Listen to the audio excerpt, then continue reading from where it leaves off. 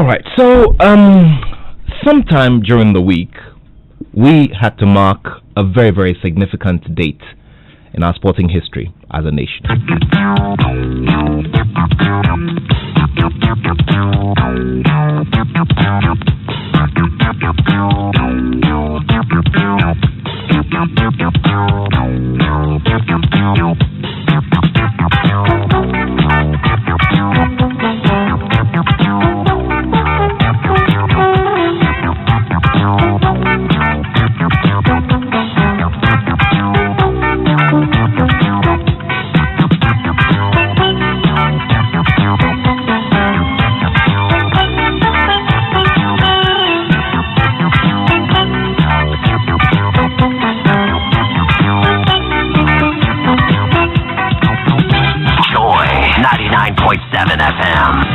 Of course, and most definitely that is the unmistakable dial. We're airborne. It's 20 minutes past midday. And once again, I'm glad to be in your company. Winter storms have come and darkened my sun. After all that I've been through, 9.7 FM. Who on earth can I join? I look to you. Why the solemn music? I look to you. Well, let's begin on a solemn note. Because like I mentioned earlier, before we go to the main subject of the day, I'd like to pause a minute and throw back to a significant milestone during the week. It was the 5th milestone of the passing of one of Ghana's most accomplished coaches, Sir Cecil Jones Atokwefiu. Now, this is the man who won the Africa Cup of Nations as a player with the Black Stars in 1965. He went ahead to contribute greatly to the growth of football in the country as a technical man. Yes, sir, as the fans love to address him. Also played for Accra Great Olympics, Accra Stanford, and Real Republicans Football Club, where he struck some very good relationships, including that with the sitting president of the Republic of Ghana, Nana Addo Dankwa Akufo-Addo. Sinking to rise no more, searching for that open door. And every road that I've taken, now, Cecil Jones Atokwefiu was a tower on the touchline and touched many lives on and off the pitch. Now, in terms of the decorations, he won the CAF Champions League, the CAF Super Cup, and the maiden edition of the CAF Confederation Cup with Accra Hearts of Oak. Now, for these achievements, he was named CAF Coach of the Year by the Confederation of African Football in the year 2000. He managed the Beninois national team and the national teams of Ghana. I'm talking about the senior national team and the under-17 national teams of Ghana. Aside Accra Hearts of Oak, he also managed Okweo United, Stade d'Abidjan, Accra Great Olympics, his former club, and Liberty Professionals, where he also served as a director.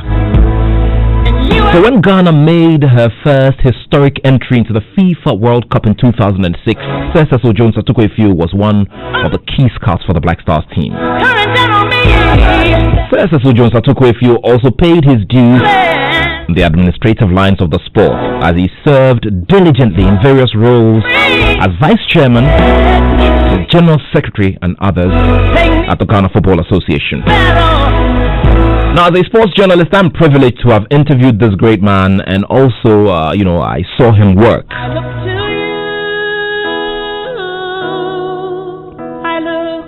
And just before I wrap all of it up, as we celebrate this great man, I'm throwing back to the day when I served as master of ceremony for his solemn state burial 5 years ago.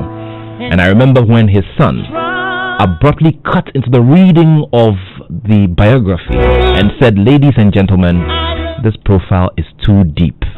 For more, please refer to the funeral program. Thank you." And that was Calvin Bruce Atokwefiu, his son, who is an electrical engineer. Yes, the profile is very, very deep. I agree with that.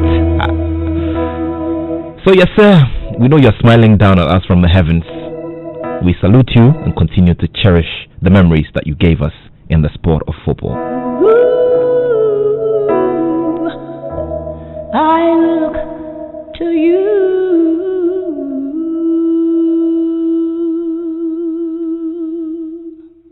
Joy 99.7 FM.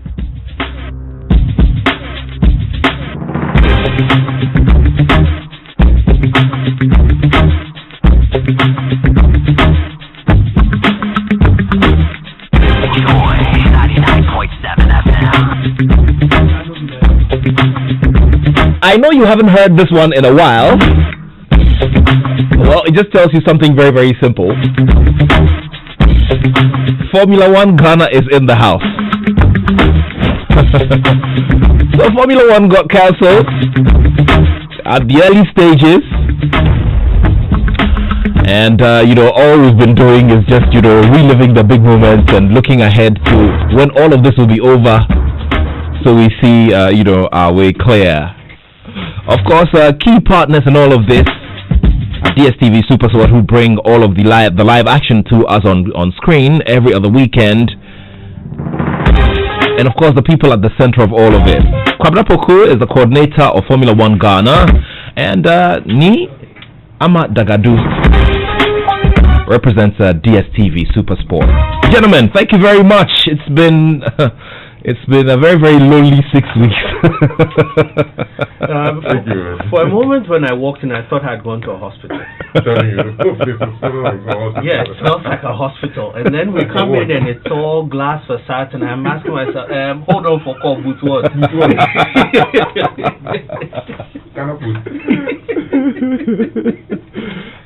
Gentlemen, one of the things that I always throw back at and laugh is that picture that we placed on the Formula One Ghana platform where someone had a very big simulator at home and would.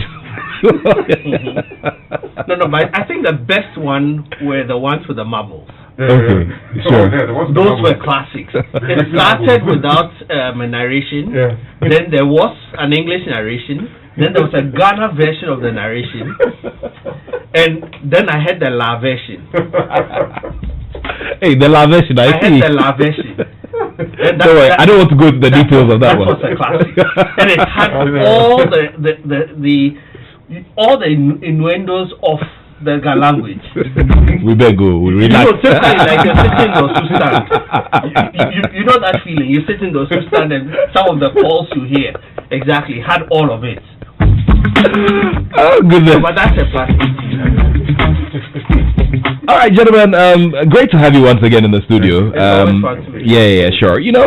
So a very lonely 6 to 7 weeks. No activity on any of the tracks, but of course, many developments in the background. There's been one key move which surely is going to affect a lot of it's going to affect followership of one team. It's going to it's going to do a whole big shake-up. Kwabena. Yes. First of all, I'd like to say congratulations to Formula One. You're 70 years old. Great. They turned 70, I think, on last Thursday. 70 years of Formula One. Yeah, so we are popping our bottles after the show, right? Yeah, we're popping our bottles after the show. Yeah, but as you're saying, one significant move that has shaken the whole transfer market is Sebastian Vettel moving from Ferrari at the end of the season. Some people saw it coming. In fact, most people, even amongst our own platform, saw something like that happening the day Charles Leclerc signed a long-term contract. And also, based on Charles Leclerc's own performance in 2019, how fast he's been and all that. I think Sebastian felt left out in a way, by the Ferrari team. All the attention was on Leclerc, especially when he even won in Monza in Italy. It was like, the crowning moment for Leclerc. Like, we found that guy, and we're giving him a long-term contract. I think 2024. And if you're going to renew my contract for just about a year, it means I'm now the second in command. So it looks like listeners find your voice unusually sexy because of your mask. Yeah. I don't know how you're going to do it, but there's a group of young ladies amassing in front of the station. Just wait. You have just make it a little more loose. You should sound hotter. You are. I'm trying not to. Anyway, but can you hear me now? Okay.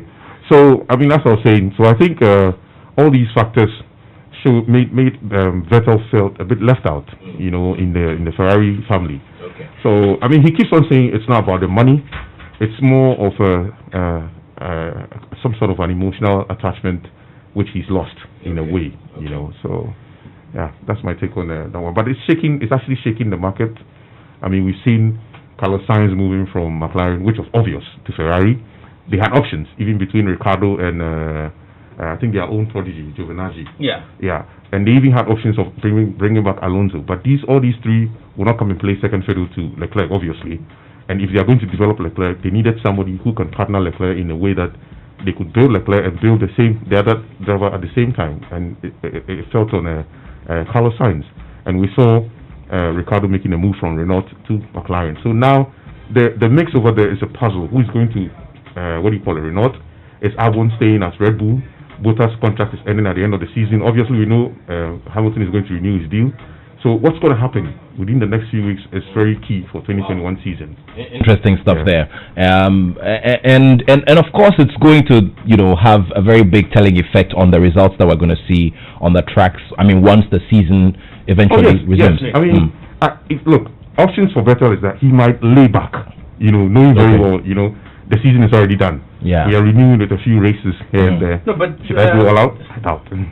It's interesting. I'm wondering how the F1 series is going to look like. Will it be a reset? No, because it virtually didn't start. So what will happen is everybody starts from zero. Everybody starts from zero. That's the thing. Starts from zero. So I would disagree with you on your last comment. I think that everybody will want to put in their best. Haven't sat back for all this while. I see the first few races been a little jittery because you're not being able to practice as much as you'd want to. For me, the interesting bit will be in the pit when there are those tire changes and refueling in, because now it's possible that some of the protective equipment they'll have to wear will come into their way. And how's that going to happen? And so surely it's going to affect time. There's no doubt about that. That's exactly where I was going. It was going to affect time. And mind you, there's no fans in there. I think the first few races will go without fans. So television beats them to the virtual concert. There'll be no funds and all that. So I mean, we're all waiting for how it's going to play. I've been wondering. The days when I've been watching, I mean, I sit back and watch, WWE, for instance, because WWE, led the way in terms of, putting up shows without fans. And I'm trying to put myself in the shoes of all of these athletes and these sports entertainers. It's going to be something else. Yeah, because they get a lot of energy from the fans. They drive a lot of energy. I mean, I was listening to one of them. I think it was Leclerc who was actually saying that it will be like a day in the practice track when the season before the season begins, when they are practicing their or trying their new cars and those things. That's how it will feel like. You see, but they might grow up to get used to it.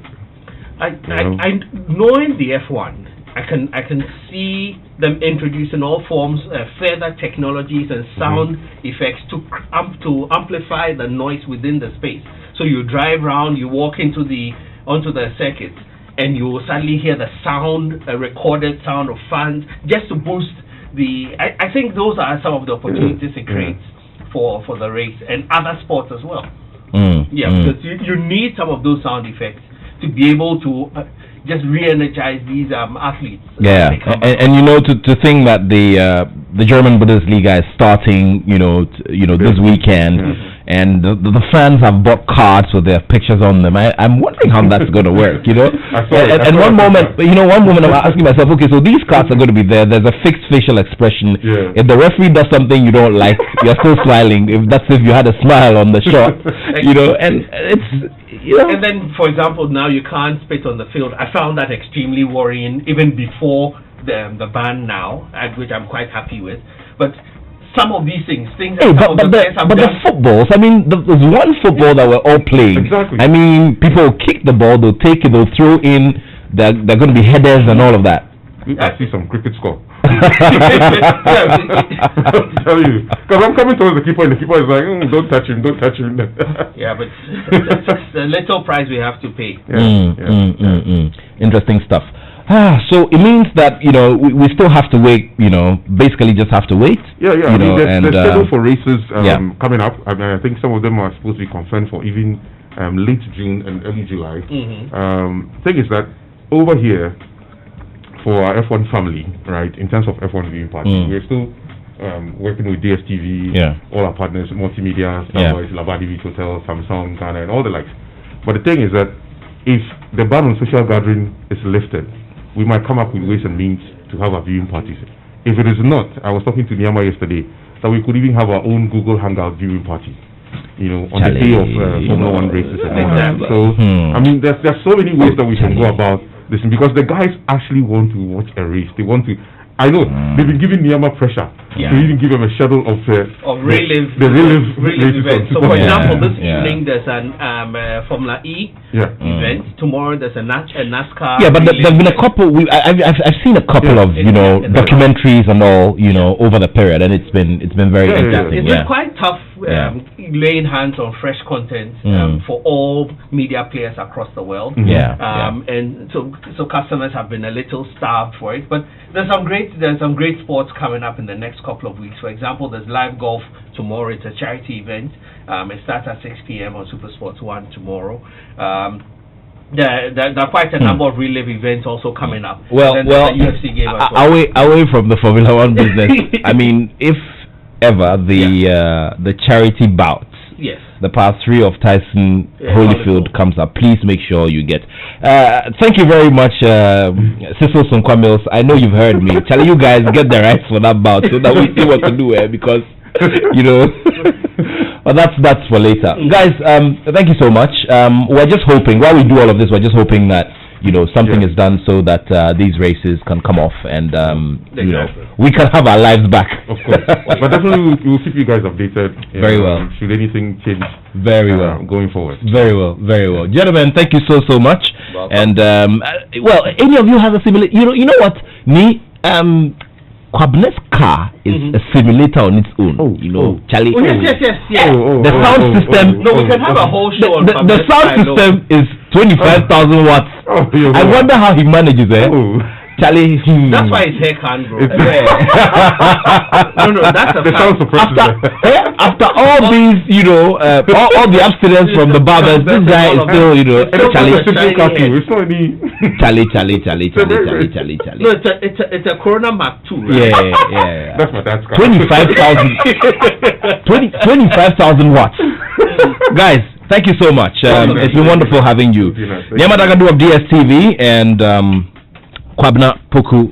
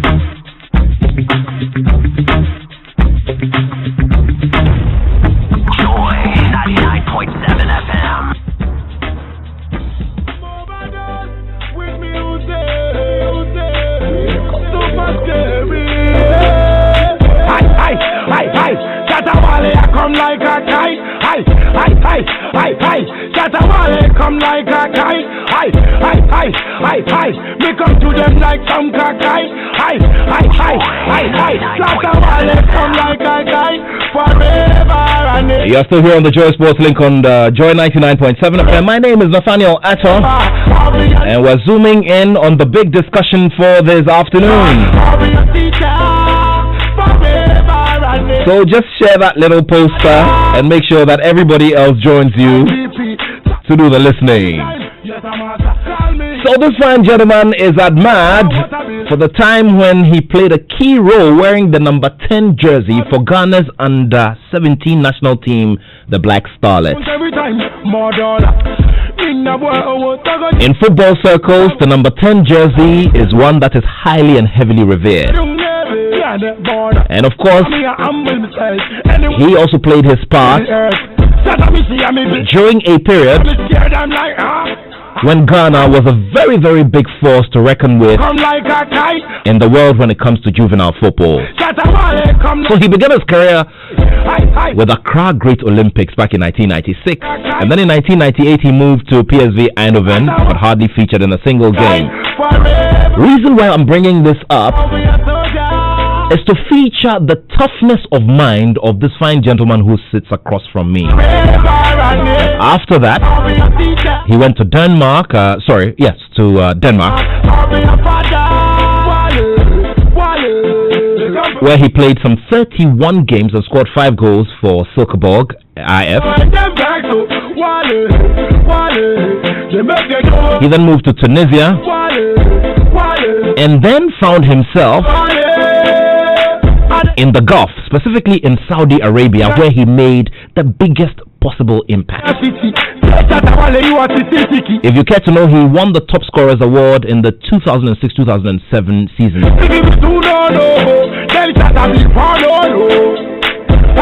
Of course, so that particular accolade, he hit it twice. So Ghana has got some forces who have, dominated very, very well in the Gulf. Key thing I want to state here, however, is that he is also one of the finest players for Ghana who did not feature at the senior FIFA World Cup. And guess what? Just like our guest last week, he featured in the qualification campaign. But away from all of this, he is very, very comfortable. In fact, when I was sharing his poster, a colleague of mine sent me this, and please, I'm only transferring a direct message from a colleague of mine. He said, well, this is the guy who is able to buy a brand new Range Rover in retirement. That's what we call tear rubber, right? That's away from it, but it is a fact. How do you manage to do all of that, stay stable financially, keep his head up despite some of the disappointments in his career, and also get his mind towards giving back and bringing up some of the new sets of possible world beaters from here in Ghana through his Attram Devisa Academy? I'm talking about ex-Ghana under-17 captain Godwin Attram, who's also known as Platini. He is a former coach of Accra Great Olympics. And you can take Olympics away from the man, but you can't take it out of his heart.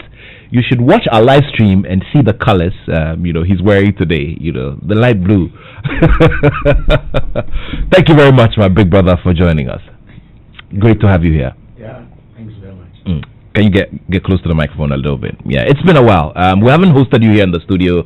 In fact, in this new studio since we put it up. It's been a while. Yeah, sure. I've not been here. Yeah. Nice. Yeah. Well done. Thank you very much. Corona has kept everyone away. Yeah. What have you been doing? I mean, like you said, it's kept everyone away. What have you been up to? What were you up to during the period, especially during the lockdown and all of that?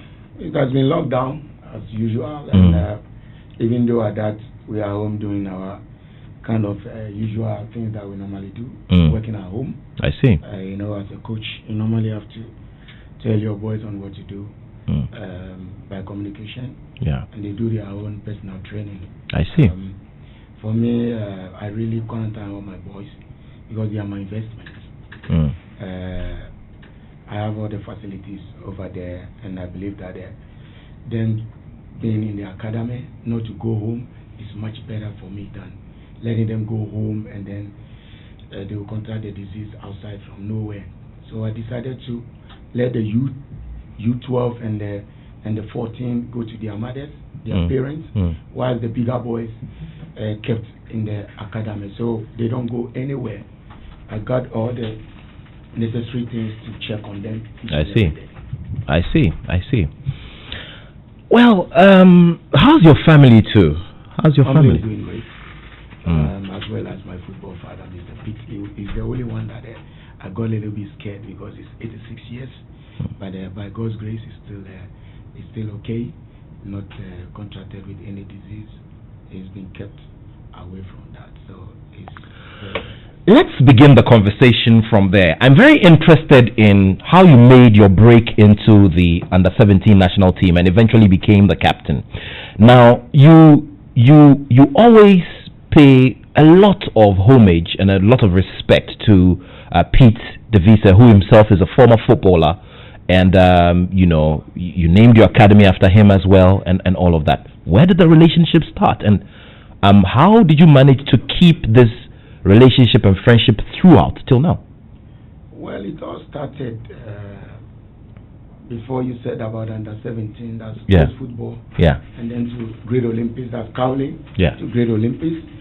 And then from the soccer academy, Winneba, we assembled like about 8 players. Mr. Adekoka signed all of us. But I was already given the captainship under 15 after 95 World Cup. Bentel handed it over to me in the presence of everyone, all Ghanaians. Wow. So I was a national under 17 captain from under 15. Wow. And then through that we came to Great Olympics. And of course that was very big. I mean, it was coming on the back of a World Cup victory. So it was a big deal. Very big. Very big. Very, very big. President was, all the ministers, everyone was there. Because they were presenting the cup at that moment to the government, wow, to the country. And then the captainship was handed over to me on that day. And overnight you became one of the most popular, young men in Ghana. Yeah, and I deliver also. Yeah. I delivered. Yeah, so you were telling me about the relationship with Pete DeVisa. So from the academy, we started playing Great Olympics. And then I think, may his soul rest in perfect peace, Samadi. Yeah, Coach Samadi, God bless his soul. Yeah. He's a friend of Mr. Pete DeVisa. Yeah. I think at the World Cup, Pete DeVisa was coaching Guinea. So when they were knocked out by Ghana, he decided to do some kind of scouting observation for Coach Adi. So he became a friend to Mr. Samadi. During that time after the tournament, I think Mr. Pete DeVisa said, we want the younger player to play for PSG Eindhoven. Because after that, he decided to scout, not to coach again. Okay. So he started with PSG Eindhoven. Yeah. He was a former coach for Willem II for 13 years. I see. Yeah, for 13 years. And then he moved to Africa to coach, but to Guinea and other countries. And he normally scout from Brazil. But this time he said he want to come to Africa. I see. So by Coach Samadi is the one who told him, hey, we have developed a young talent in Ghana. He's just 16 years old. Come and watch him. So Pete flew from Holland. That day we were playing against Kumasi Asante Kotoko at the Krasport Stadium. And it was amazing.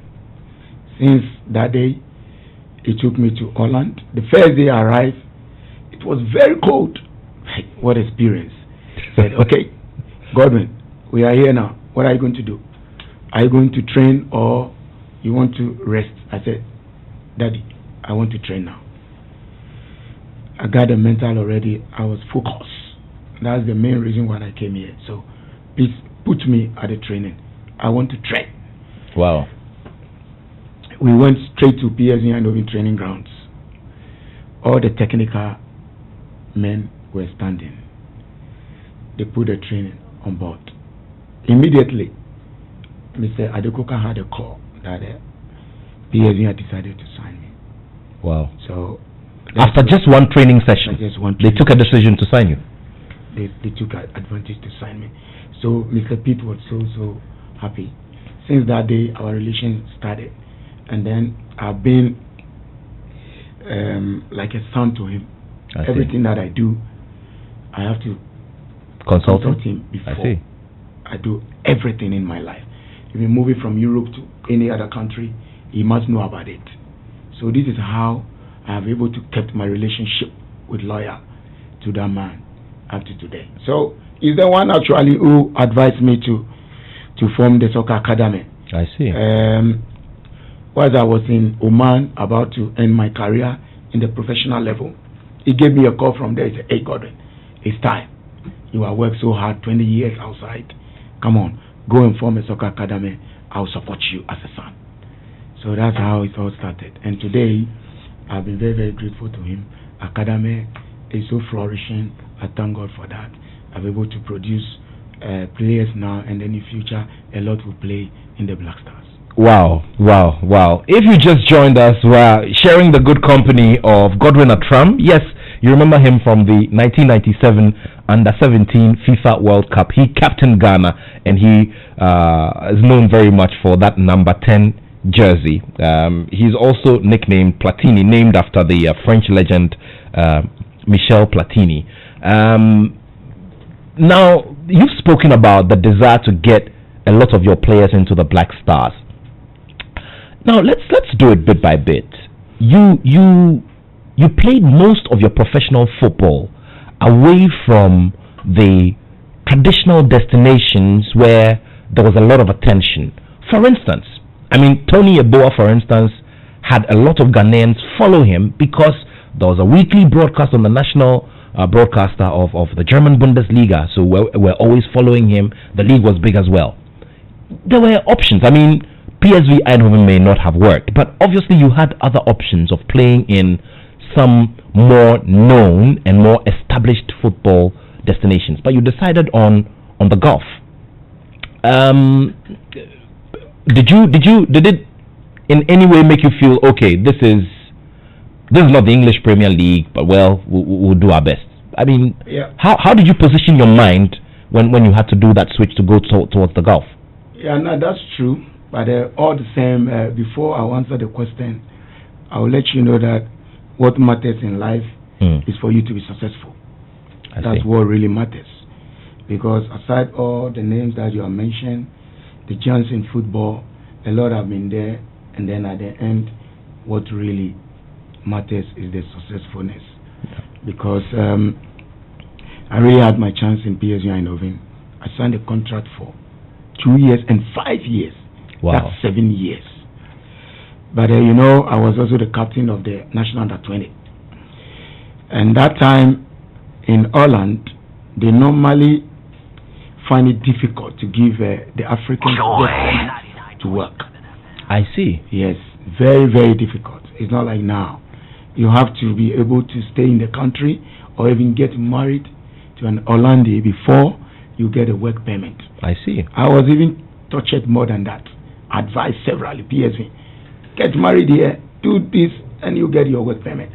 And during that time, under 20, we have a tournament to play. Exactly. That was the Coach Dosina time. Yeah, sure.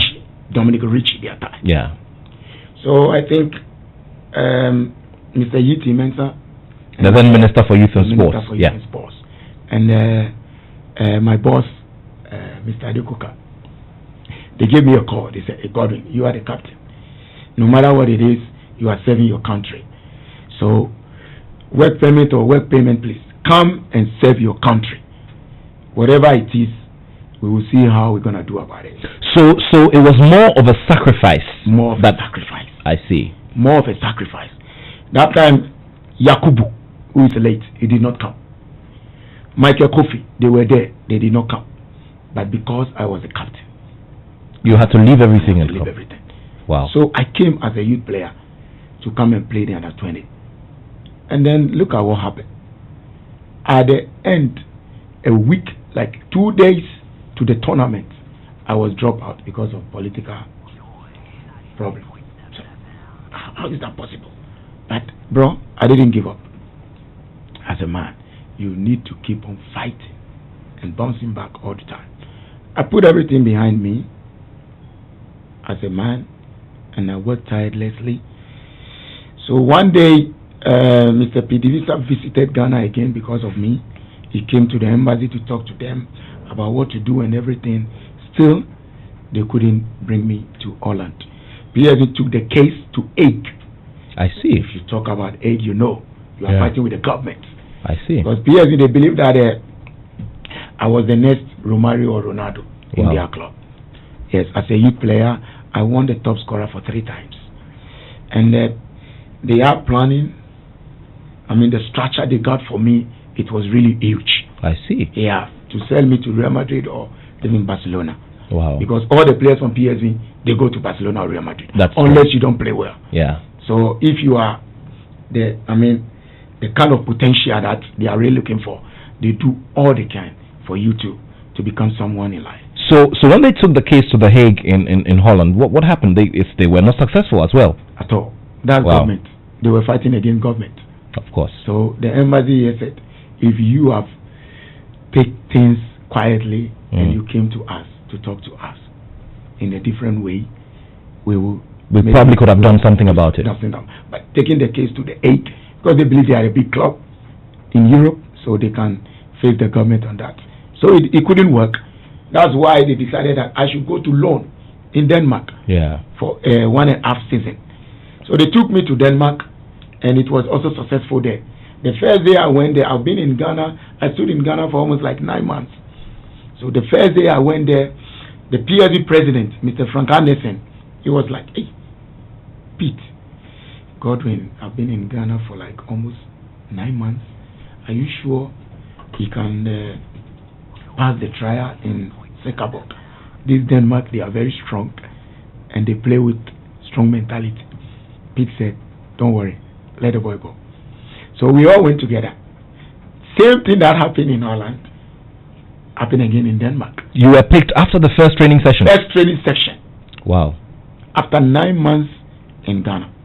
Wow. So you can see the difference of lifestyle and the mentality in me. I succeeded that first day, and then PSV loaned me to.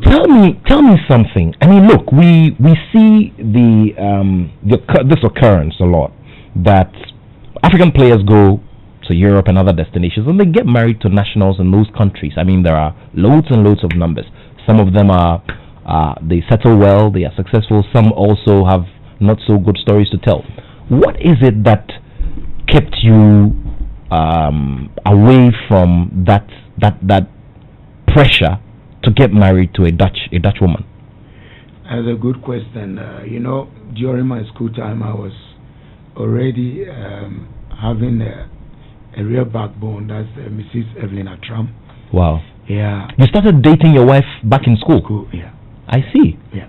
So before I went to even PSV Eindhoven, we were already in a relationship as a boyfriend and girlfriend. I see. But she's a strong lady at that time. She does most even of my school, works for me. I by see. leaving, going to training and everything. Before I'll come back, she has done a lot of. So she used to do your assignments and homework and all of that. Assignments and things. Wow. I'll just come and then read something and blah blah blah blah. Wow. The focus is on football. I see. So, getting the contract and the opportunity to go to Holland, my mind is still on her. Okay. My mind was still there. I didn't have anything at all at the back of my mind. So when the pressure was coming and everything, I told them that no, I cannot. Whatever it is, I know that you will win the case. So there's no need for me to do that. I'll wait. So that was why all these things get in touch with me, and then also the PSV Eindhoven. Hey, come on. Whatever it is, God will still want to do this. What do we do? Okay, we will accept to put him on loan, and then we'll work on the case. That was the time they brought Ruud van Nistelrooy. I see. So they were thinking that since they are selling Nistelrooy to United, I'll be the replacement for like a year or two. So while I was in Denmark, they were monitoring. After the Denmark, they brought me back again. We couldn't get a permit, and they decided for me to go to Hertha Berlin, Germany. I went to Hertha Berlin, same trial, first day, second day. Roy? Yeah. Yeah, the Netherlands player, the lefty. He was playing Hertha Berlin that time. He gave them a call immediately, said, "Hey, this is a big potential. Hertha Berlin will buy him from you." PSV did not accept. They said, "No, he's not for sale. We want to bring him back to Holland to finish whatever he started before we sell him out." So they didn't accept the deal from Hertha Berlin. So at this stage, you had lost at least 3 opportunities to be at 3 big clubs in Europe. And you were still running mentally.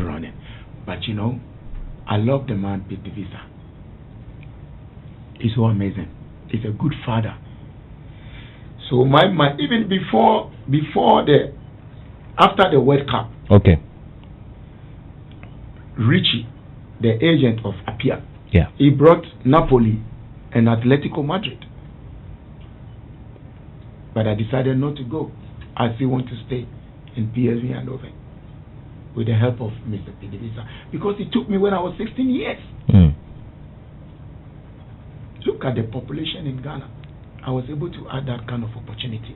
This man came and took me at the age of 16 years. And you know, by doing this, sticking with him, taking his instructions, loyal to him up to today, look at where it has really landed me. Well, if you just joined us, it's exactly 1 p.m. here on the Joy Sports Link on Joy 99.7 FM, where we bring you must-listen to conversations about the movers and shakers of sport anywhere. Today, we're sharing the company of Godwin Attram, and he is an ex-Ghana international, a former coach of Great Olympics, and the founder of Attram Devisa Academy. We've been going through the early stages of his story, and we're learning a very big lesson of loyalty. Loyalty in relationships, keeping your word, and keeping focus. And this is the Attram way. So, you eventually landed in the Gulf. Landed in the Gulf. Yeah, Saudi Arabia. Because I realized later on that even a club from Portugal also requested for me. They did not allow. So one day I was just there, and then I called Pete, and then I told, hey daddy, I am thinking. Yeah. I said, what is the problem? I said, daddy, you can see that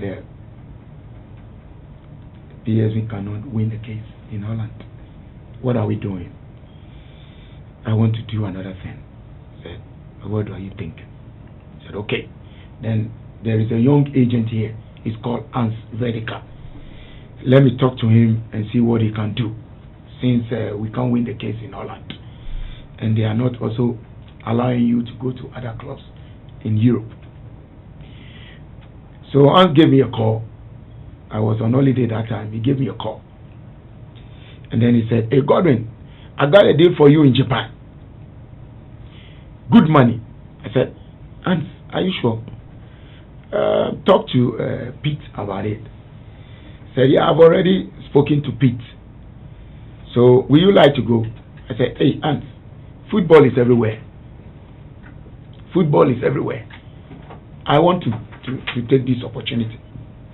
To play in Japan? To play in Japan at that age.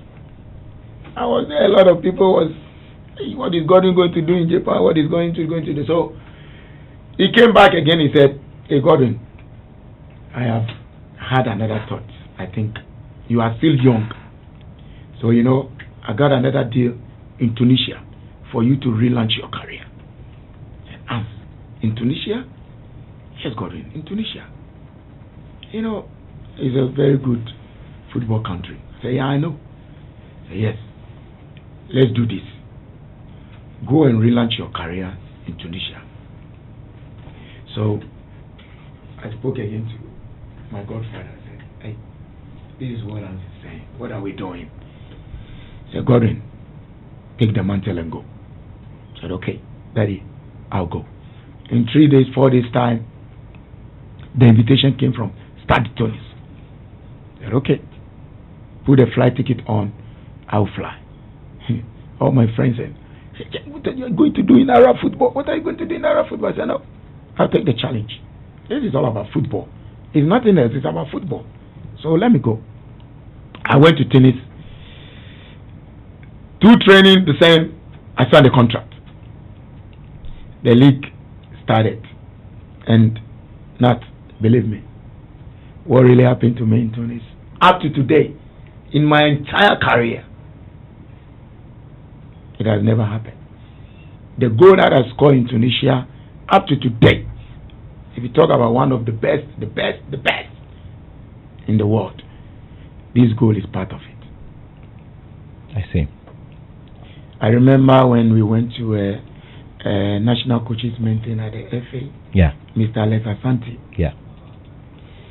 After the meeting, he called everybody and then he said, hey, Charlie, this is our brother. I went to a CAF meeting in Tunisia, Charlie, and the way they were talking about Attram, a goal that is called here is unbelievable. It's on the phone of everyone. Immediately you enter into the country and talk about Godwin Attram, they will show you the goal. Okay, so this is a promise we're going to make to our people, everybody, our followers on social media. You know, recently we've been playing back loads of great goals that Ghanaians have scored. Recently we brought you one of a collection from the English Premier League. Well, we're going to get into the files and bring you this particular goal that Godwin Attram scored. Then you can align with him on what he's talking about regarding how he scored that goal. Do go ahead, Godwin. So, you know, that goal fetched me a big contract in Saudi Arabia. I see. Yes, because it's a goal of a century in the Gulf. And you know, those Saudi Arabia, Qatar, they follow Tunisia and Egyptian football. So I was there, and then the Arab agent who is working with the Holland guy said, "Hey, Godwin, the Holland guy brought a deal from Belgium, and he brought a deal from Saudi Arabia." I see. And football, you know, time is really matters a lot. By then I was going to 24 years or something. So two people to advise. The Arab guy said, "Hey, this is your age now. You have to play where you can play football and also make some good money." This one saying, "Yeah, you have relaunched your career. I fetch you now a club in Belgium. What are we doing?" By then, you know, I was already a player for Black Stars 98. Yeah. I had a call up with Pele and them to join the Burkina Faso. Yeah, the World Cup qualifying. Yeah. So I've been in Black Stars. I've been under 17. I've been under 20. I've been in 23. What else again? It's true what he's saying. Let me go with the Arab advice. So I spoke to Pete, and then we decided I go. But obviously, the stage of these national teams did something for you, right? Of course. It's good to play national team. It's always good. No matter what the obstacles, whatever went wrong, it's always good to play national team. But it's you, yourself, have to do it. Push will come, help will come, but you as the player, as a human being, you have to do certain things by yourself. Tell me about the switch. We were coming from 1995, where there was huge success, a second, world title for Ghana at the under-17 level. You are taking up the mantle, and you were supposed to deliver a third. Exactly. That did not happen. Did not happen. When you think back at all of that, how do you feel about it? Well, that is really something that we always. The last time GTV was showing some of our matches. Your matches, yeah. I was there, and then I had a call from also Afri.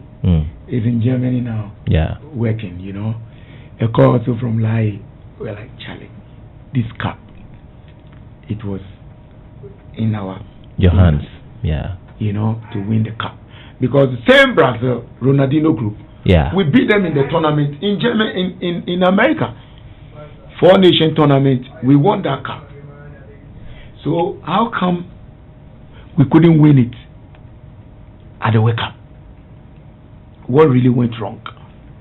We had the best players. Everyone was performing on the pitch. If you watch the matches now, you can see that. What do you think went wrong in the 97 final? You tell me. I mean, Ronaldinho, we provided Ghana. I think that Ghana provided the stage for Ronaldinho to just launch himself. Oh, not really. We didn't provide any stage for him to launch himself. No, I mean, look, no, it's not like they were trampled. Yeah, I had the MasterCard for World Cup. He also had the MasterCard. Okay. Yes, Xavi. Yeah. When we are going to play Spain in the semi-final. Yeah.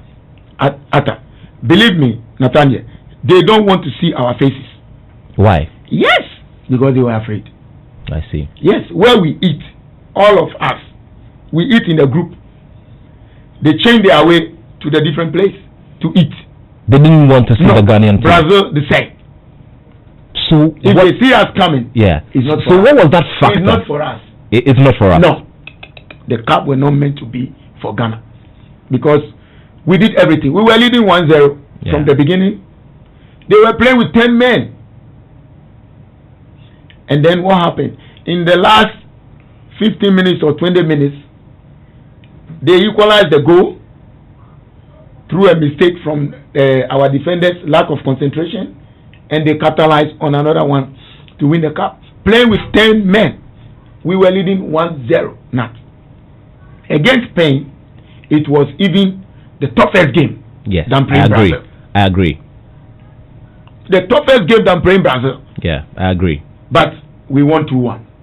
1-0 for Spain. We came back. I equalized the goal, and then the second goal came from Owusu Afriyie to be 2-1. Brazil, it was only Ronaldo and Matuzalem, and then Fabio and Juninho from the left. These were the players, but it was meant for them. The cup belongs to Brazil. You know, we won one, they will win. We win again, they will win. So but now Brazil have overtaken Ghana. Yeah, they're at four titles. Nigeria is at 5 since that time. What's your assessment of all of this? I mean, Ghana has really slumped when it comes to our strength and our show at the under 17 level at the world stage. That's true, Nat. Football has really changed, and then I think the structures we really had before is not like what we're having now. That's why under 17 and under 20 we're really slacking back. We are not all that good now. But thanks to God that now we have a new GFA president, which is Mr. Keto Kreku. The measures he has really put on board, believe me, I urge everyone to support that man. We have been there in the professional way, and what he's bringing on board now, believe me, it will really help Ghana.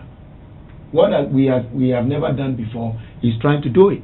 Assemble national coaches. Not that you will be only the under 17 coach, so you does your own thing, like what have happened recently. That a coach at under 17 or under 20, he does things alone. Even if there is good matches for him to play, he would rather play low-key matches than facing the top clubs to, assess what he really got. That's what has been happening before. So we will not do good. We will not be good in the tournament. But now the measure he has put on board, all the coaches need to work together. Even if you are a under 23 coach, Black Star coach, under 17 coach, under 15 coach, we all share ideas together. We scout players together. We'll bring it to the coaches. You are the final say. But please, these are the players that the organization have really scouted for you. Watch it and see if it will be good for you. And you are not the only one to make that decision. So I think things will come back to its normal form of the under 17. So you believe that with this idea of getting all of the coaches come together to work, like has been suggested, we can get an identity for our game? Because there is one thing that we've always talked about, having a clear direction and identity for the game in Ghana. Absolutely, bro. Absolutely. We are going to get everything. Based on all of this that you see and this big endorsement that you are giving, that we have a structure now at the juvenile level and building it all the way up, when do you expect Ghana to bounce back on the international stage, especially at the juvenile level, under 17 to be specific? Because now we have a national under 15 side, a national under 15 project as well. Okay, so when do you expect Ghana to get back and start making massive impact like we used to do at that stage? Football is all about planning, Nat. Yeah. This question is very good. It's not only to Ghana, but even all the clubs in the country. It's planning. Yeah. That's what we need to focus on. So I think within 4 to 6 years, give within 4 to 6 years, you will see that Ghana will bounce back in most of the national. 4 to 6 years. 4 to 6 years, because these are the 15 that you are talking about. They will do what? They will be promoted to under 17 in 2 years' time. Yeah. The under 17 now will be promoted to where? Under 20. In 2 years' time. Yeah. The under 20 will do what? To under 23. Yeah. So in 6 years, believe me, you see great players in our national team. I'm talking about Blaster. I see. Interesting stuff there. Keep your messages coming in. I haven't gone into them yet, but don't worry. Just keep them coming in.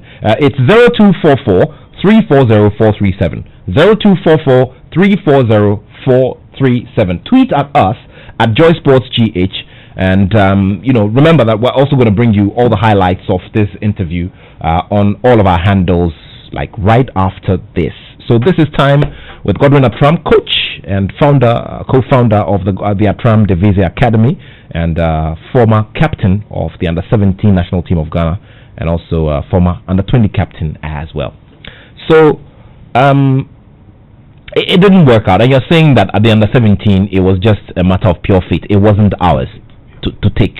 So that's it. That's the end of it. Tell me about your teammates.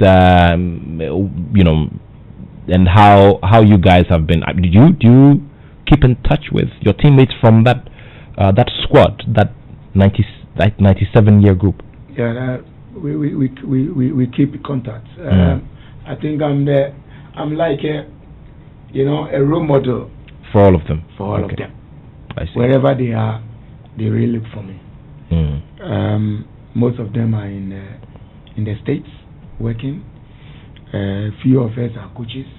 I'm a coach. Lai is a coach. By God's grace, I'm the assistant coach for local blaster, working with him, Brian Tanko. Lai is also with Right to Dream, learning a lot of coaching aspects, and he's doing well as well. I'm very happy for that. When I was going to coaching, I spoke to him and I told him, bro, hey, we are football people. There's nothing you can do outside of football. Being the coaching form, he was analyzing matches, and I said, hey, you analyzing, but you're a football man, you're a football player, a good footballer. Go and get the course, do the course, get your degree. And today he's very happy with that. So I normally advise my friends. I don't want to be like it's only Attram who is succeeding or doing well. No, I'm not a selfish person. I always want my friends also to succeed, so that I can be at my comfortable place without any problem. Problem meaning what? Yeah, problem. People coming to you. So but it still happens, doesn't it? It still happens. People still come to you. It's better for you to advise well. Yeah. To your friends on what to do, how you were able to make it. It's better. What are some of the things that some of your, we're not mentioning specific names here, but what are some of the life choices that some of your mates took which you feel brought them back? That is a big question. Training starts from home. Yeah.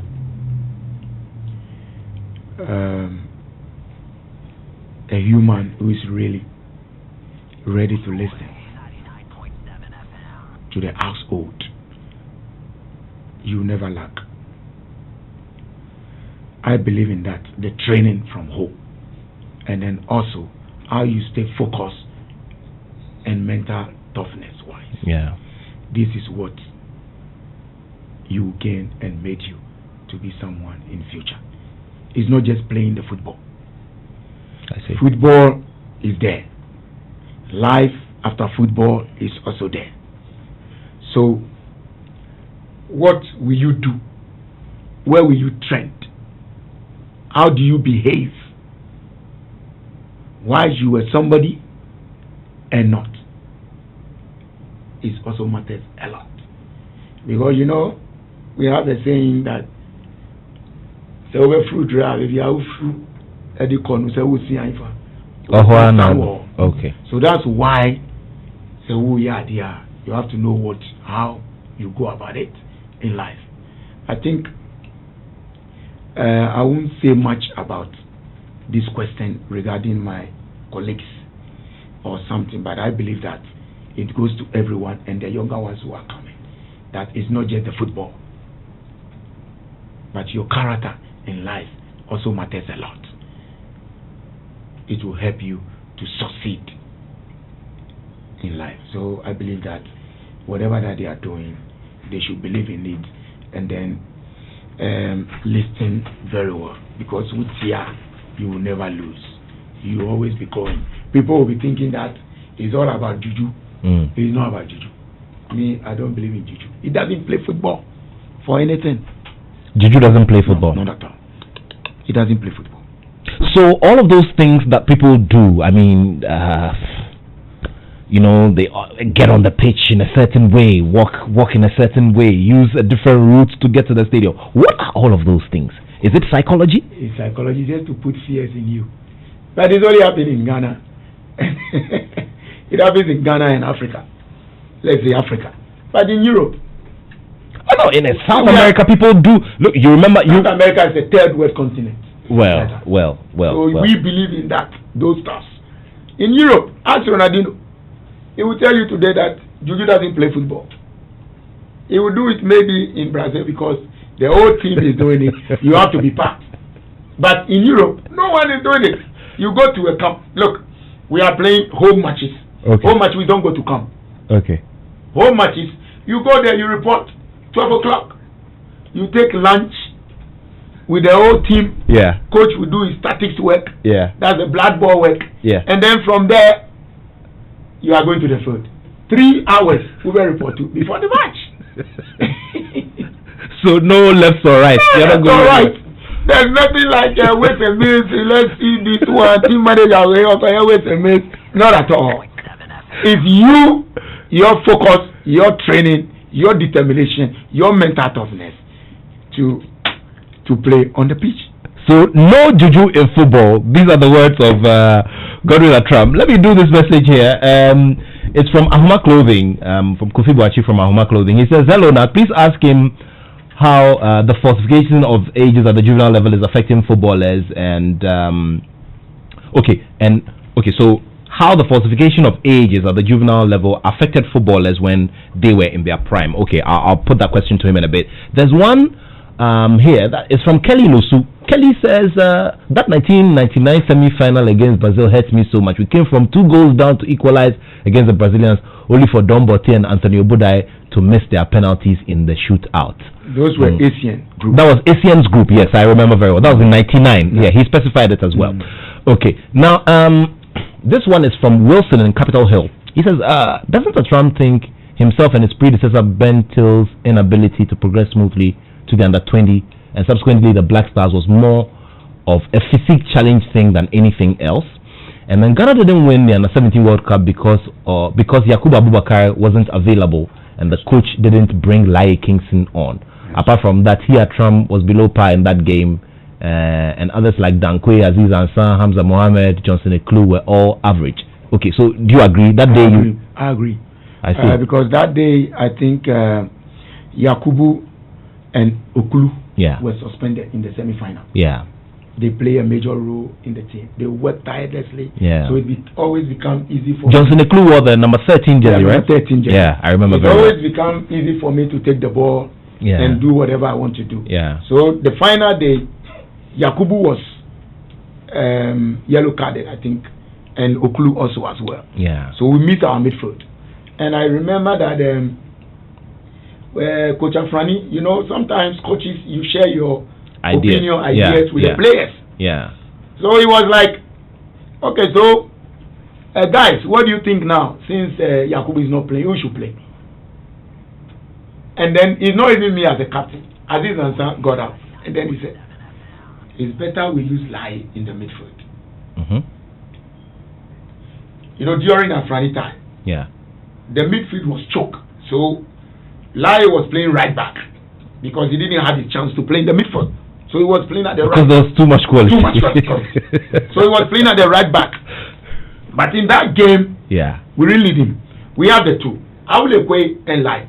Awulekwe, when he comes as a substitute, definitely the game for us.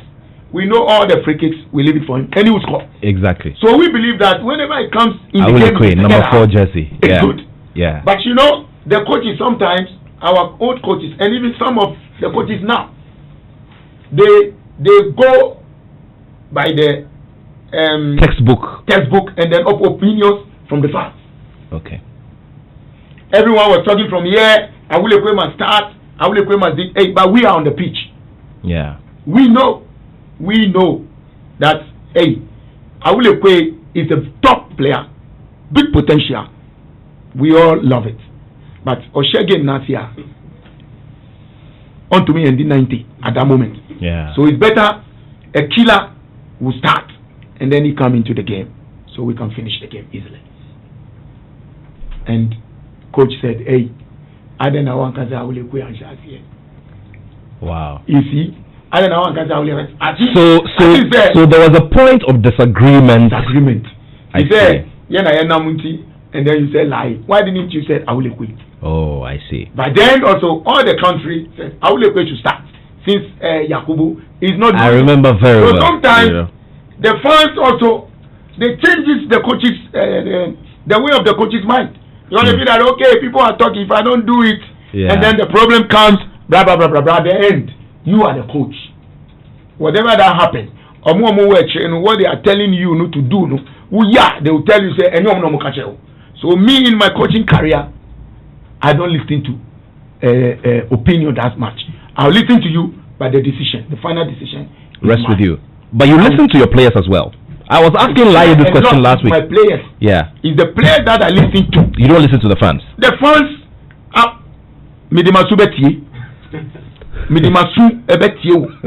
but you are not the one to tell me that, because you are me training. You were nowhere to be found. You are at your office marking your books and things. You cannot come and tell me why it is raining. I'm on the pitch. I know the players who can deliver at that moment. I have sacked them. Okay, so Coach Godwin Attram takes his decisions and takes the flak when it goes wrong, and will enjoy the success as well. Simple as that. I'll take it. That's all. If it goes wrong, I'll take my car, sack me, I'll go. In our coaching career, you have to understand that you are being hired to fire at any time. Yeah. So I'll take my decision. If it doesn't go well, sack me, I'll go. Okay.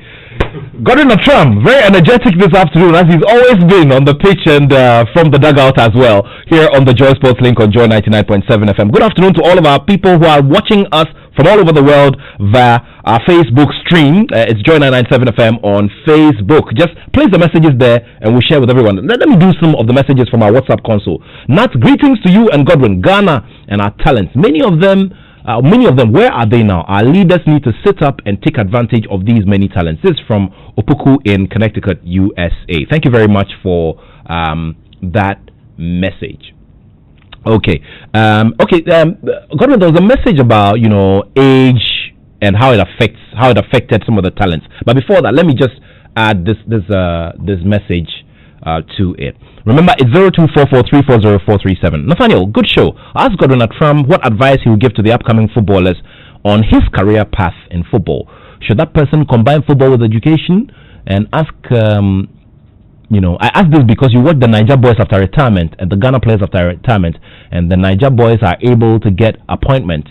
And what will be his advice for a fresh guy who gets lots of offers from Europe? And which country will be a launch pad for development? Godwin in North Carnation. Okay, let's begin with the age one, and then we'll come to this bit on advice on where to go and how to, go about it. Yeah. Well, the age was a lot of things are changed now. Like I'm telling you. Yeah. Even the Europeans, they know we cannot ditch them anymore. They know everything that is happening. So that's why there is a lot of MRI for the players to do. So we the ones owning the academy, immediately you come, the first thing that I will check is your age. It's very important. And if they find out that this academy is using old ages, then forget about selling players to Europe. So the age-wise, we have changed it. That's what I told you, that now the FA have decided that the coaches work together.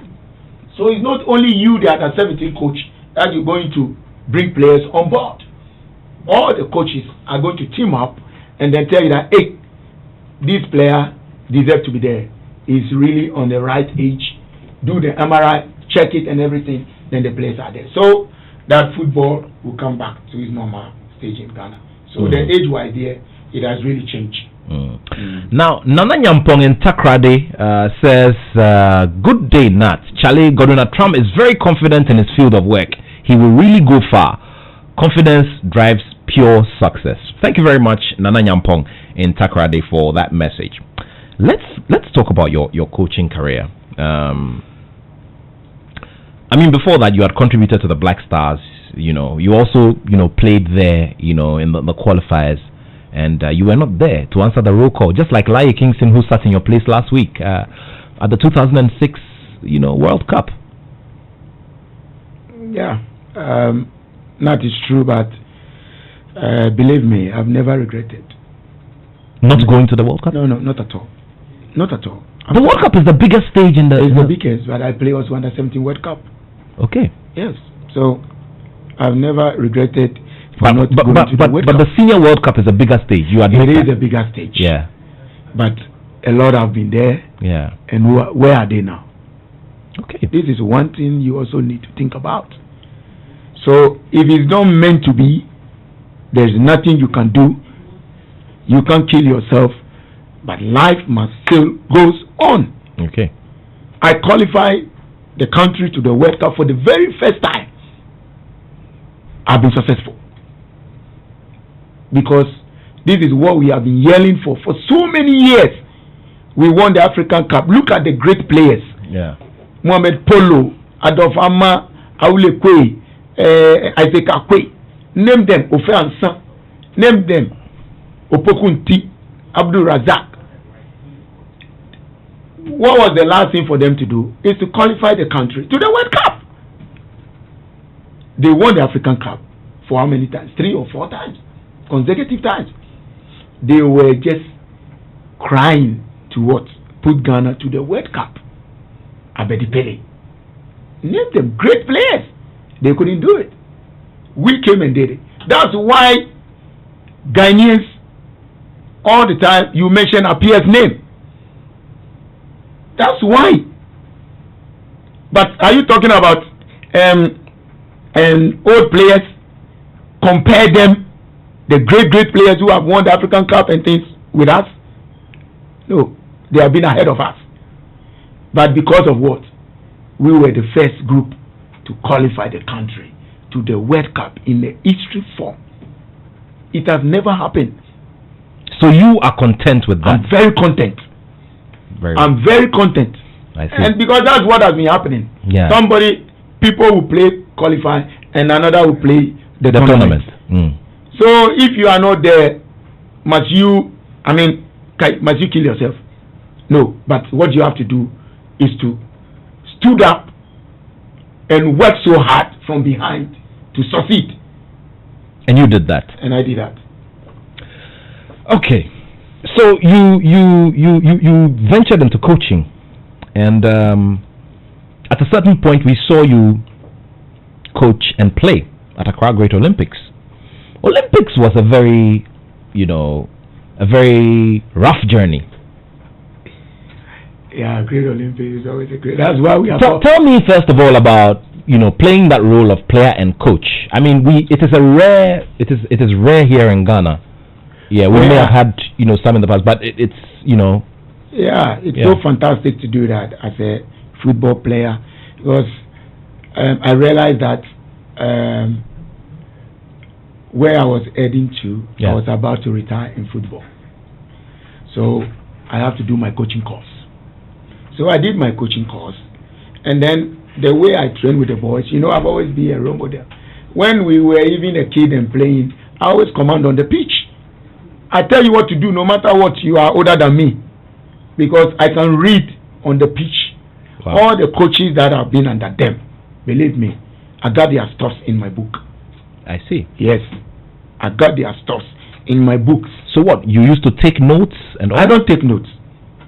Okay. I can come. You just come and watch my training one day. I can put different exercises, more than 10, within a day. And these you learned from all the senior coaches that you work with? All the senior coaches that have been under them. I've been under more than I think 50 to 60 to 70 coaches in my career. So what am I doing as a player whilst playing football? The things that I've been doing under the coaches, I must be able to capture them. That's if you got the passion of what you are doing. Wow. I've been a football man all my life. I have the passion. So playing and coaching is nothing at all for me. I feel that I have to be on the pitch sometimes to edge the boys to do the right thing. But sometimes you standing outside and telling them what to do on the pitch. I remember on one occasion, I mean, you came on as a substitute, and Olympics, I think, was one goal down. Yeah, at the Accra Stadium, and you won the game. You came in and changed the face of the game. All the time. It made big headlines. All the time. Whenever I entered, the game would change. So sometimes a lot of fans and people said, "Oh God, we know this game is better. You start. It's better you start." I said, "No, I won't start. The boys need to get their chance. They have to start. If things are not going well, I'll come and twist it out." So that's what I decided to do. Throughout, even in Division 1, I did it. And as I'm talking to you now, in my academy, I even registered as a Division 2 player because I want to bring the academy to the Premier League. I see. Yes, I registered as a Division 2 player because I feel that the energy, the little energy that I got in me, and then also training with the boys every day, it's kind of fun. You as a coach, training with the players, mingle up with them, playing, doing physical work. You are just on the stroke of 40, 41? Yeah. And you don't feel anything? Not at all. What would you assign that to? Would you say it's to your genes, or it's because you probably have kept fit, or what's the factor? Yeah, it's to keep fit. Okay, so is it because you have kept fit over the years? Exactly. Is that it? Exactly. So you don't feel anything at all? You don't. When you play, I don't feel anything at all in my body. Not at all. Now, you tell me, so are you prepared to take the physical strain of playing 90-minute games and, playing in the lower tier, especially, which has not so good pitches and all of that? I will. Not even all the 90 minutes. Mm-hmm. I can play the 90 minutes, but not all the 90 minutes. Okay. But at least 45, 60 minutes to help my own club to come to the top flight league in Ghana, because that's my motive. I see. I want the academy to come to the Premier League by God's grace. I see. Attram Devisa, we're waiting patiently for you. Now tell me, what is the problem at Olympics? Why couldn't you stay on? Because sometimes I look at you, I look at your levels of passion and the desire to give back. I mean, we've had so many personal conversations about what you wanted to do with Olympics and how you even wanted to, you wanted to stay on when there was so much trouble, there was so much agitation from the fans. They'll come over to the training pitch and do all sorts of things. What was it at Olympics at all? What is it at Olympics? At Olympics is one of the greatest club in Ghana. Very, very great club. If you talk about Kotoko House of Folk, you talk about Olympics. And they have produced most of the great players in the country. The problem Olympics is facing now is all about structures. The planning is Olympics' problem. And that's what... Well, a new board has been put together. Yeah, exactly. I even advised the new board. I spoke to Mr. Amakai. I spoke to Mr. Commodore. I told them, they know me, I would speak.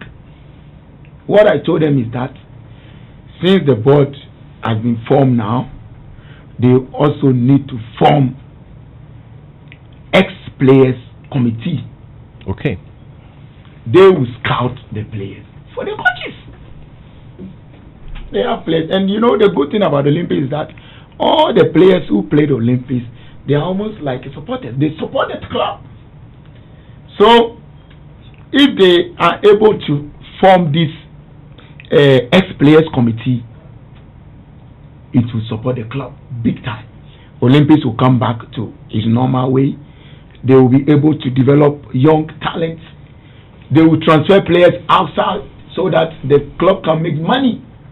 Because without money, you cannot run your club. It's a problem.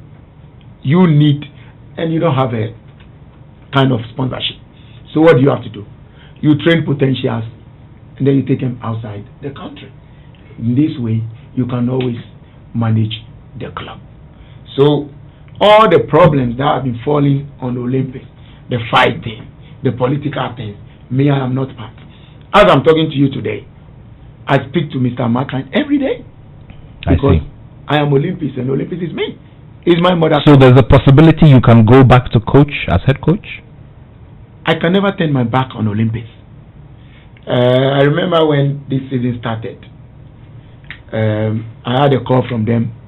Mr. Commodore called me several times. He told me that, hey, we have a coach, he has left. We have another coach coming. Will you like to work with him? And then everything. I said, oh no, I am very busy right now.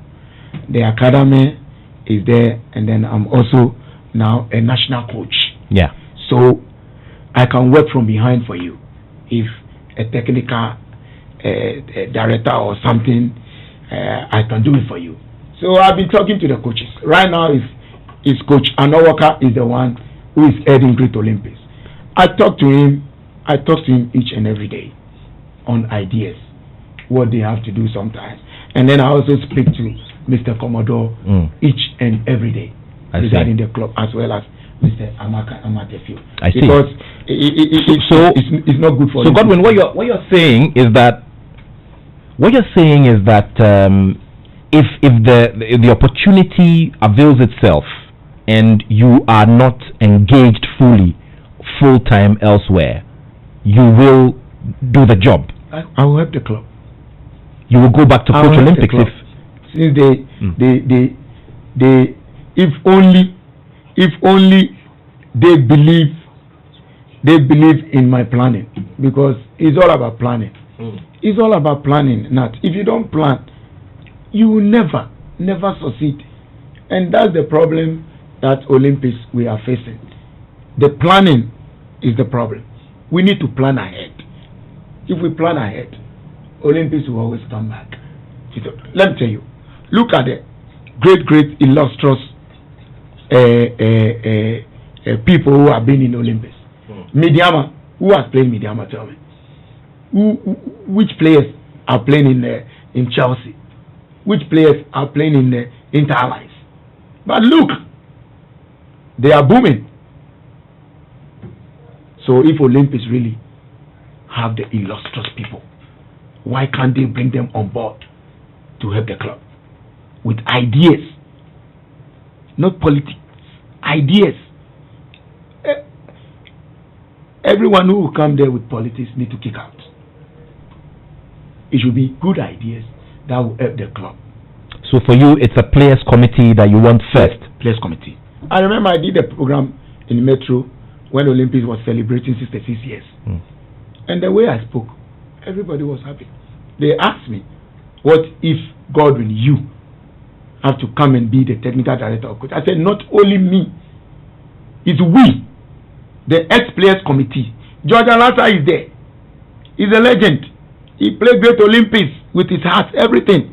Ricky Chima is there. Aziz. A lot. Dankwe, he played Great Olympics. It's not all of us who can be coaches, but some can also help, because they will get the eye of a good player. What about the supporters?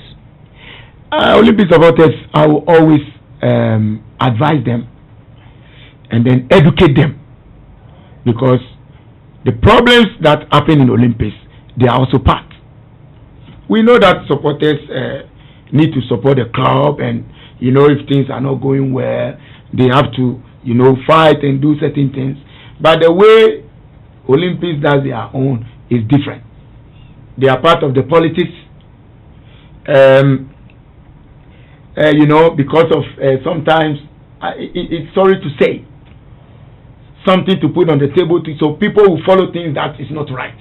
But I thank God that today, all of them, even if you don't like me, they know that, hey, it's true that Godwin Attram came to do something good for Great Olympics. It's we didn't accept the fact that this boy really got something in him that he brought to us on a free note, free and fair.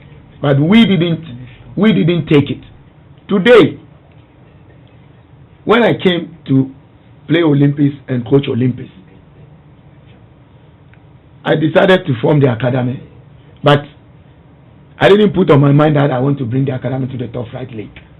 I decided to train my players, take them outside.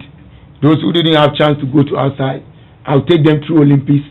Then Olympics will get a transfer money if I'm able to transfer the player. So I brought business for them. I see. I brought business. Because I got the connection. You don't have the connection. It's the network.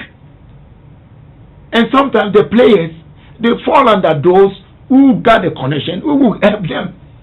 Are you trying to tell me that if you are a director of Olympics or something and you don't have the connection, a good player want to play, he want to go to outside of the country, he will ask, what can you do for me, before he will come to the club. So they look at some kind of a star, and then the players, they push them.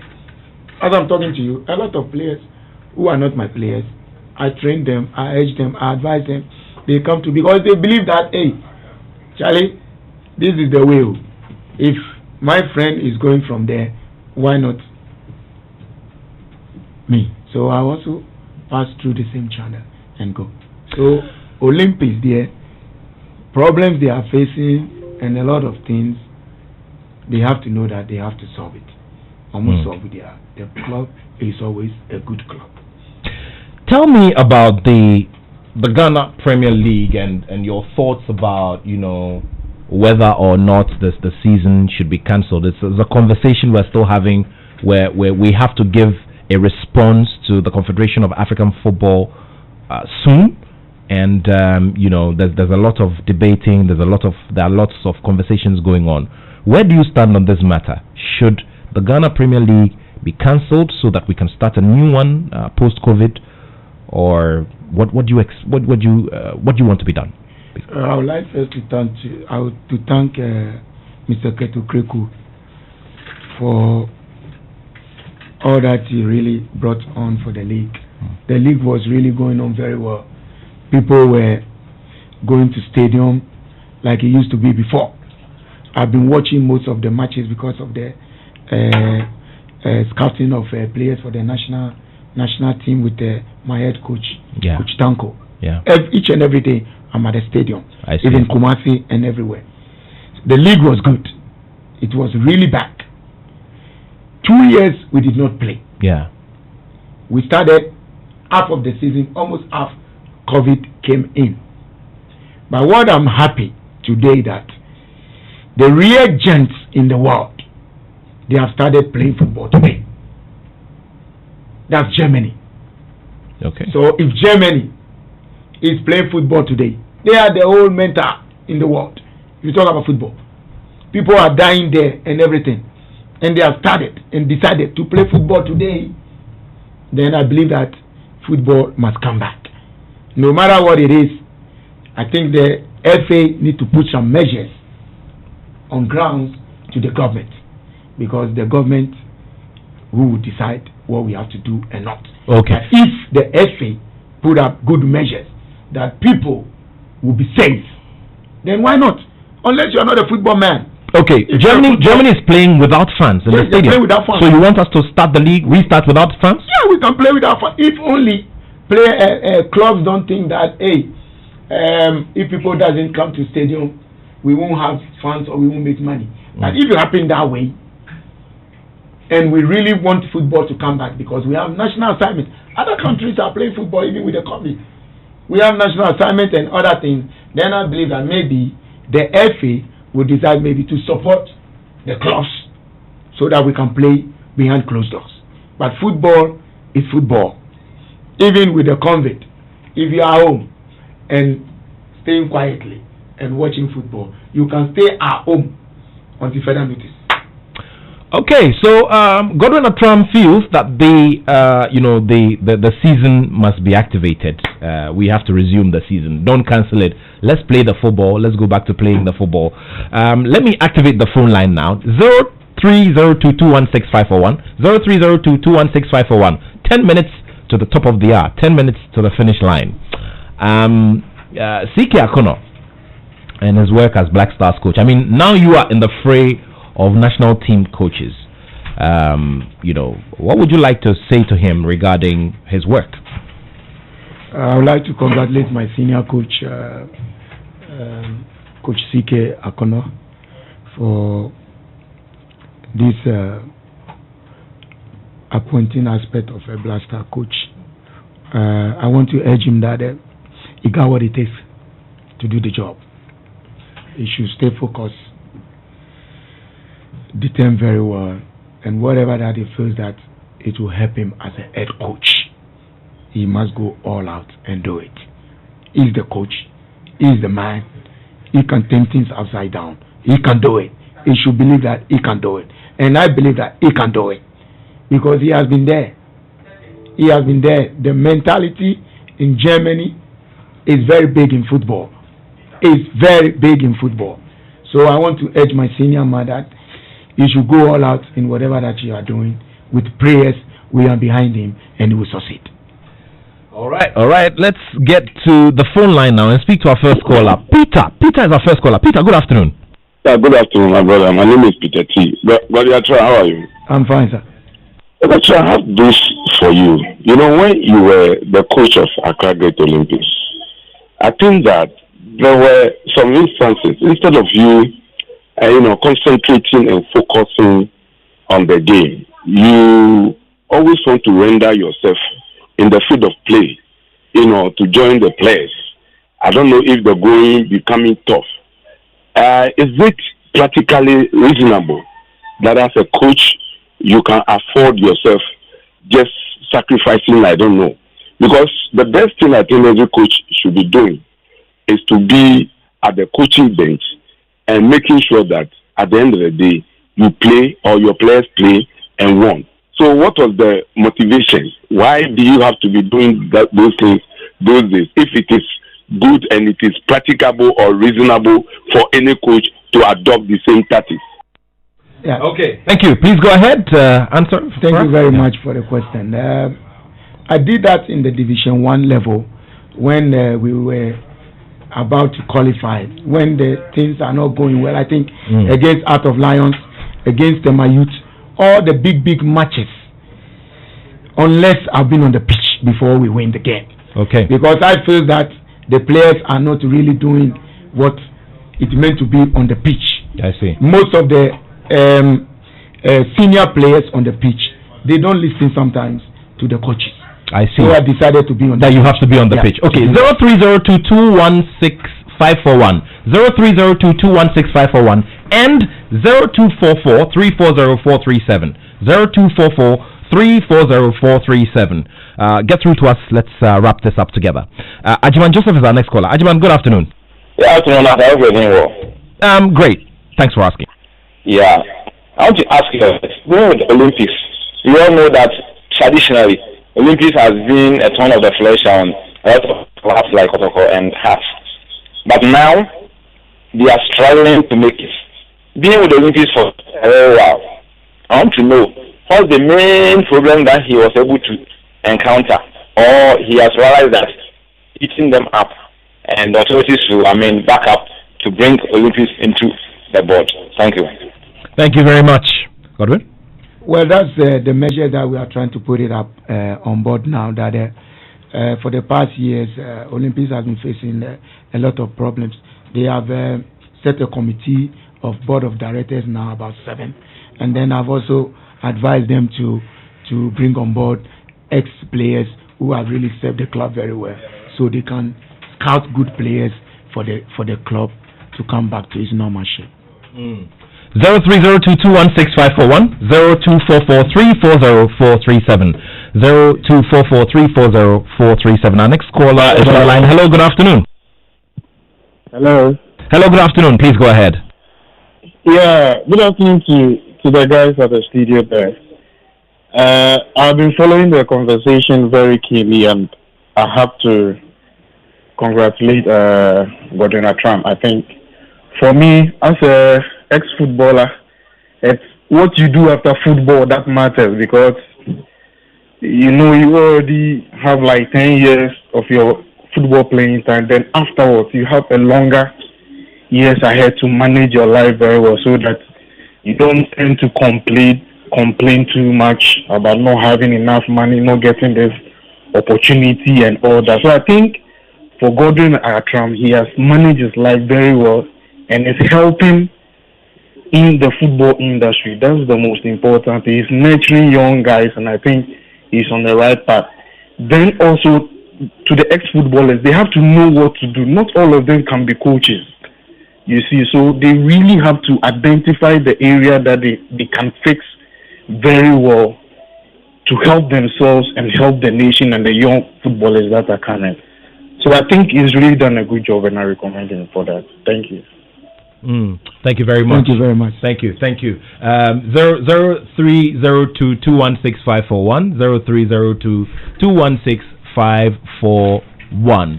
Join us. Let's wrap this up together on the Joy Sports Link on Joy 99.7 FM. Hello, good afternoon. Good afternoon, Matt, and good afternoon, Attram. I've enjoyed today's conversation very, very, very well. And congratulations to Attram for what he has been doing.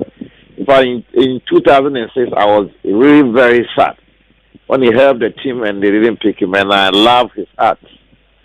But I wanted him to speak a lot about his club, the management system he has put in, whether he has a board of directors, and the systems he has put in place. But I could see that though he's talking a lot about Olympics, but I see that he's come to the realization that he must put up his own, and he must put his mind to it. He shouldn't focus his attention on Olympics too much, because I don't think a lot of things can be done differently from what is happening in Olympics now. The politics in there are too much. So he must focus his mind very well on the Attram division, and we are hoping he brings them on board.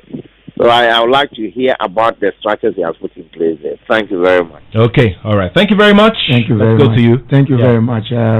Thank you very much for this. But Great Olympics is always like my mother club. I can't shed away from that. I help them from behind, but Attram Divisa is really the key. We even putting up a stadium at Teacher Mante in Sanwan Road, that whenever the club comes to Division 1 and the Premier Club, that's where we'll be playing our home matches.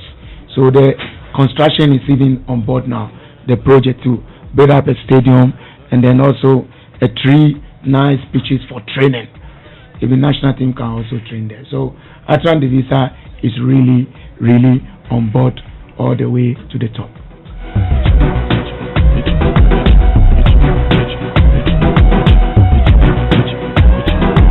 Attram Divisa is going all the way to the top. So many of the text messages, unfortunately, we couldn't read all of them. Please forgive us. Attram, give us your final words before we wrap it up this afternoon. I want to thank all the viewers who are really listening, and then also comment on the program. May God bless them, and they should have good health and long life as well. And then also, based on the COVID that is happening now, everybody must be able to put his marks on wherever that you go, because it's real. There's nothing we can do. It's here to live with us, but it's up to us to take very good care of ourselves. And then also, I'm urging all coaches as well as football players to stay focused and determined and believe in whatever that they plan to do or doing in future. Thank you. Thank you so much. Oh my goodness.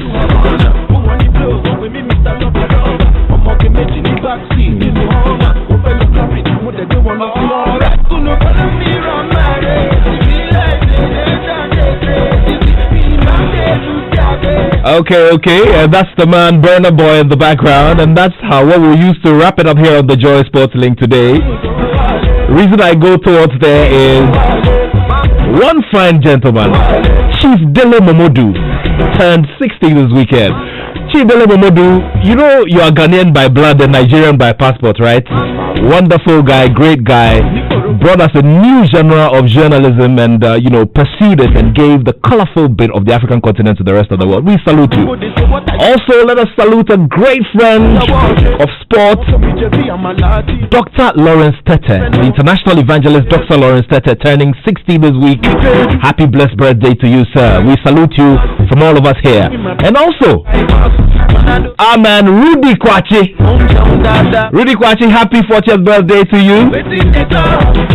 Happy 40th birthday to you, Rudy Kwachi. And, it's going to be a wonderful celebration. Don't worry, as for COVID, we have it all covered.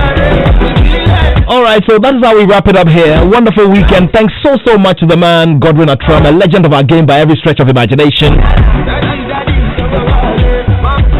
Karen Dodu, who normally brings you the Joy Business Minute, is here in a beautiful green scarf, ready to bring us the Joy headline news at 2. Me, it's time for me to check out of the studio. Catch my man, George Niamakwe, Abuaji, and the rest of the crew. Ni Ayitegu makes a return today. The Minister of Tourism will be here on the show as well. Lisa Kade will be here on the show. I tell you, these are the finest hours on radio.